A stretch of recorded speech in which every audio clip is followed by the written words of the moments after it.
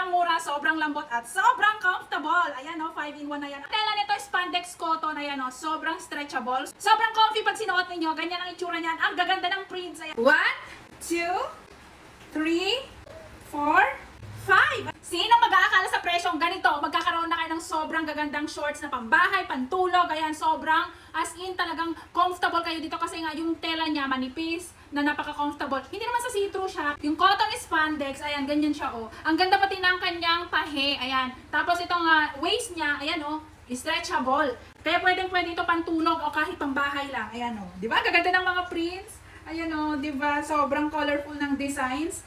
Sa mga hindi mahilig dyan na magsuot ng panty, pwedeng-pwede ito para hindi mangitim yung singit ninyo. Ayan, mag-shorts lang kayo ng maluwag para makahinga ang inyong mga singit. Ayan, kasi nga ito ay sobrang lambot ng kanyang tela. Huwag kayong magsusuot ng masisikip kasi yun yung nakakaitim ng singit. Kaya advisable na magsuot kayo ng ganitong maluluwag para maprotektahan ninyo ang inyong balat. O mag-check out na dahil ito ay sobrang mura. Lalo na kapag dito kayo sa aking basket nag-check out. Okay naman kahit saan dito sa aking video. I-click nyo lang yung nandito ang picture ng shorts na to. Dali na dahil nagkaubusan ito dahil sobrang mura. Yan, pwedeng panregalo para sa sarili nyo. You check out now.